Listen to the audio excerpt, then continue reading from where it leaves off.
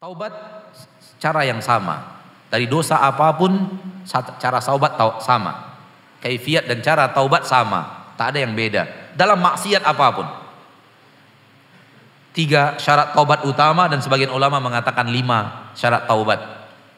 Baru disebut taubat itu taubat yang nasuha. Dan kalau taubat nasuha itu dilakukan, maka dosa yang kita bertaubat darinya dengan taubat seperti ini akan dihapuskan oleh Allah Subhanahu wa taala dosa-dosanya. 3 syarat utama yang mudah untuk kita ingat adalah tinggalkan, sesali, bertekad untuk tidak mengulanginya lagi.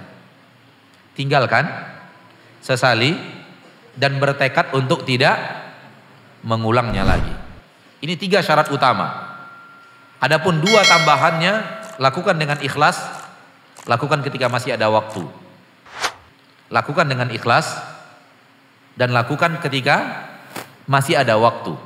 Karena ada orang yang ikhlas melakukannya tapi waktu terlambat sudah. Waktu sudah terlambat, tidak diterima oleh Allah Subhanahu wa taala.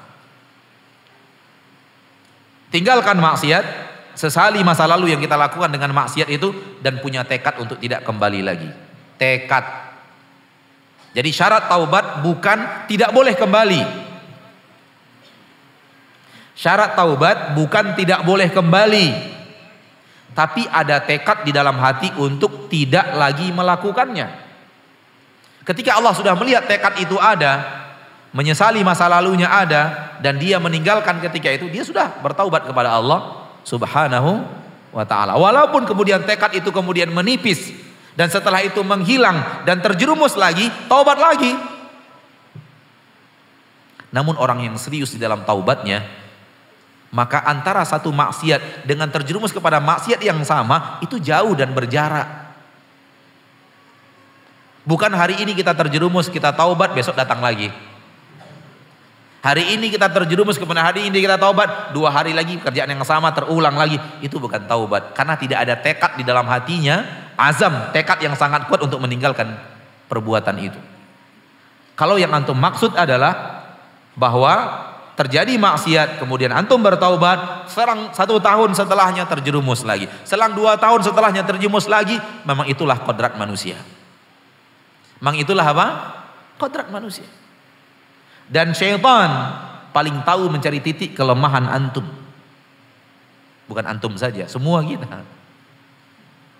Syaitan mempelajari biografi kita, mempelajari kebiasaan kita, mempelajari gerak-gerik kita, dan dia tahu titik kelemahan kita ada di mana. Dan biasanya titik kelemahan itu dari situ dia masuk untuk membuat kita terjerumus lagi dan terjerumus lagi. Wallahu ta'ala alam. Intinya bahwa Allah tetap menerima taubat, walaupun terjerumus lagi, taubat lagi. Terjerumus lagi, taubat lagi. Tapi taubat yang serius itu antara satu terjerumus ke dalam keterjerumusan yang kedua itu tidak dekat. Karena dia punya tekad yang kuat. Wallahu a'lam.